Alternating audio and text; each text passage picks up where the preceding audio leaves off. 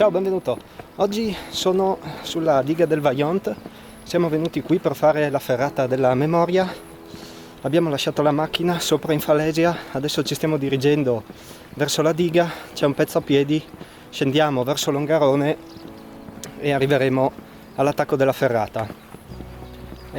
Diga del Vaillant, purtroppo tristemente famosa per il disastro del 63, e un paio di anni fa hanno fatto questa nuova ferrata per appunto ricordare il disastro e valorizzare la zona.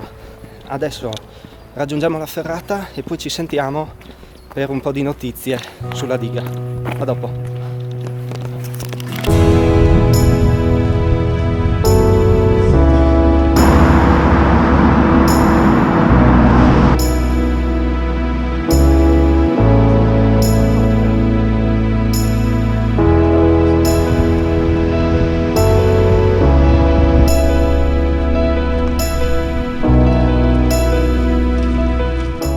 Allora, siamo arrivati all'inizio della ferrata, c'è un parcheggio dove si può lasciare la macchina e noi però, siccome dopo torniamo a casa in quella direzione, l'abbiamo lasciata su alla diga.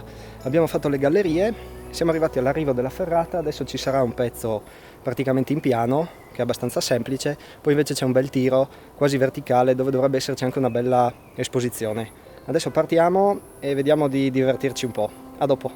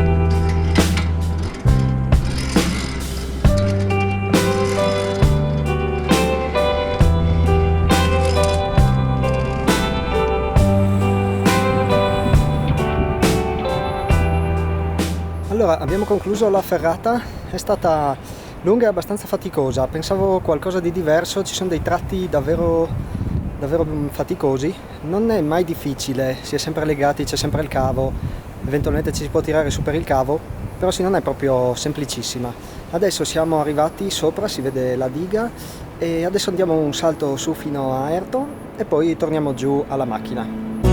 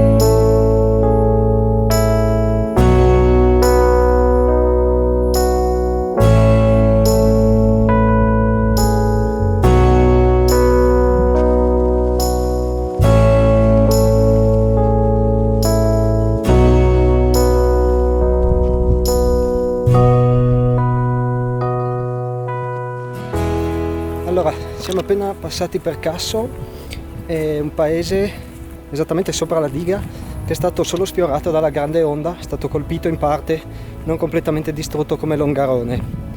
Se non conosci la tragedia del Vajont, ti consiglio di andare a leggere qualcosa, perché probabilmente è una delle tragedie più grandi della storia italiana.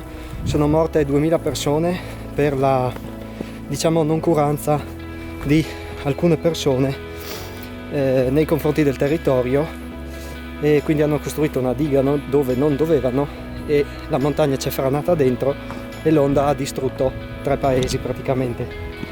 Volendo essere precisi, la diga del Vajont è sicuramente un'opera ingegneristica molto importante, un vanto per gli ingegneri italiani, in quanto effettivamente è stata un'opera incredibile. È stata costruita in soli 3 anni, dal 57 al 60, è alta più di 200 metri, è stata per anni la diga più alta del mondo, adesso è la 5ª diga più alta del mondo, e quindi ti dicevo più di 200 metri di altezza, al coronamento ha una larghezza di 190 metri, teneva dentro un sacco d'acqua, un bacino enorme che doveva servire per l'irrigazione e per l'irrigazione, faceva parte del grande bacino del Piave. Purtroppo nel 63, il 9 ottobre, c'è stata una frana gigantesca dal Monte Toc, c'è ancora il segno qui, anzi adesso te lo faccio vedere. Questa è tutta la frana del Monte Toc, parte qua dietro gli alberi, va su, cioè così, tac, e arriva fino là. Tutto il materiale è franato, qui puoi vedere lo spessore del materiale franato, questo, lì quello è lo spessore, e la larghezza è tutta questa fascia grigia. Tutto quel materiale è franato dentro il lago. La diga ha retto, ho letto da qualche parte che ha retto ad un'energia 10 volte superiore per quanto era stata progettata, ha retto, e probabilmente, se no, sicuramente i danni sarebbero stati ancora più grandi di quanto non siano stati. Comunque la frana è caduta dentro il lago, l'acqua è fuoriuscita, tipo un catino quando viene rovesciato, è entrata nella gola, è arrivata a Longarone e l'ha spazzato via.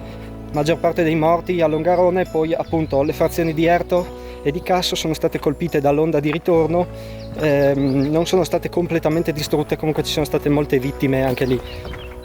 Allora, riassumere qui i fatti così mentre cammino non è semplice, quindi ti consiglio di andare a vedere 2 documenti, uno è un film e uno è uno spettacolo teatrale che è stato fatto qui alla diga, dovrebbero essere su YouTube, ti lascio il link sotto, ti consiglio di andare a vederli e guardarli, perché insomma le cose vengono spiegate abbastanza bene. Diciamo che nella tragedia è un bene che la diga sia rimasta in piedi, sia perché sennò ci sarebbero stati danni maggiori, ma anche come monito per le generazioni, per le nostre generazioni e quelle future, perché una cosa del genere non accada più. Sono stati fatti degli errori, la diga è stata progettata bene, ma è stata progettata nel posto sbagliato.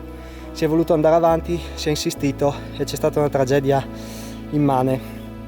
Ora la diga è lì e deve essere appunto un monito perché questa cosa non accada più. Ora abbiamo gli strumenti, possiamo indagare il territorio, conoscerlo bene, e se una cosa non va fatta in un luogo è inutile insistere. Questa tragedia ci dimostra come contro natura non si deve assolutamente andare. Allora adesso mi faccio l'ultimo pezzettino di sentiero, poi torniamo giù, vediamo se riesco a farti vedere ancora qualche immagine della diga. Allora alla fine siamo già arrivati, siamo già tornati alla macchina, abbiamo trovato un sentierino che tagliava e siamo già arrivati, quindi non molte immagini. Quindi che dire del giro? Bello sicuramente, appassionante, adrenalinico è il giusto aggettivo. Si entra nella forra, poi si sale, si è molto esposti, non è semplicissimo, è per chi ha già fatto un po' di ferrate sicuramente, dove non si riesce a arrampicare sempre bene, però ci si può tirare su per il cavo e si va su senza grossi problemi. Ferrata, ecco, è un po' al sole, quindi magari è meglio arrivare un po' prima, oggi faceva abbastanza caldo soprattutto alla fine. Poi si va, quando finisce si può andare su a Casso, dopo si fa il giro e si torna indietro. Quindi dai, sì, mi sono divertito, bello, e spero che il video sia piaciuto anche a te. Ti ricordo, sotto ti lascerò il link su tutta la storia del Vajont, e se hai occasione ti consiglio di venire a fare un giro sia per vedere la diga ma anche magari al lago di Barcis, che è davvero molto bello. Io ti saluto, ti ringrazio per avermi seguito e ci vediamo nel prossimo video. Ciao, a presto!